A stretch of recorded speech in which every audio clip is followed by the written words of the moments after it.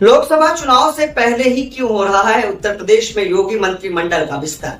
जाने inside story. Uttar Pradesh में आज यानी मंगलवार को योगी मंत्रिमंडल का विस्तार होगा। इसे लेकर लगातार सियासी सरगर्मियां बीते 6 महीने से चल रही थी। माना जा रहा था कि यह मंत्रिमंडल का छोटा विस्तार माना जा रहा है कि यह मंत्रिमंडल विस्तार छोटा होगा, जिसमें 4 से 5 विधायकों को मंत्री पद की शपथ दिलाई जाएगी। आखिर इस मंत्रिमंडल के मायने क्या है और बीजेपी लोकसभा चुनाव से पहले क्यों उसे करने जा रही है? दरअसल ऐसा कहा जा रहा है कि इस मंत्रिमंडल विस्तार का सीधा असर भारतीय जनता पार्टी के सामाजिक समीकरण और चुनाव में बड़े इजाफे के तौर पर होगा। दरअसल पिछले साल जब सुहेलदेव भारतीय समाज पार्टी के मुखिया ओम प्रकाश राजभर भाजपा के नेतृत्व वाले एनडीए में शामिल हुए, तब कयास लगाई गई थी कि वह जल्द ही मंत्री बनेंगे। इसके साथ ही वह लोकसभा चुनाव से पूर्वांचल में भाजपा को वोट शेयर कराने में मदद करेंगे।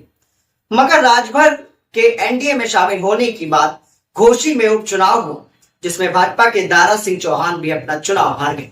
इसके बाद परिस्थितियों को देखते हुए मंत्रिमंडल विस्तार टलता रहा, मगर अब लोकसभा चुनाव के बिगुल से पहले यह मंत्रिमंडल विस्तार काफी प्रासंगिक नजर आ रहा है। मंत्रिमंडल विस्तार के पीछे क्या है भाजपा की प्लानिंग?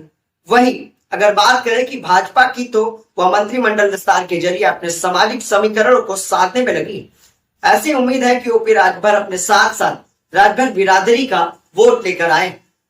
इससे चुनाव में एनडीए को मदद मिलेगी। भाजपा के लिए उसी तरह फलदायी साबित होगा जैसे 2022 के यूपी विधानसभा चुनाव में समाजवादी पार्टी चीफ अखिलेश यादव को मऊ और उसके आसपास की 9 सीटों पर हुआ था। अब तक का यह सबसे छोटा मंत्रिमंडल विस्तार है। ओम प्रकाश राजभर के अलावा राष्ट्रीय लोकदल रालोद से एक विधायक को मंत्री बनाए जाने की चर्चा, वह नाम पुकारजी का है। विधायक अनिल कुमार का है। पुकारजी विधायक अनिल कुमार दलितों बिरादरी से आते हैं। इस मंत्रिमंडल विस्तार के जरिए रालोद और भाजपा जाट, गुज्जर और दलित समीकरण साधने की जुगत में है। वहीं भाजपा की तरफ से दारा सिंह चौहान मंत्री बनाए जा सकते हैं। इस बात का संकेत तभी मिल गया था जब डॉक्टर दिनेश शर्मा की खाली हुई विधान परिषद की सीट पर भाजपा ने दारा सिंह चौहान को उच्च सदन में भेजा था।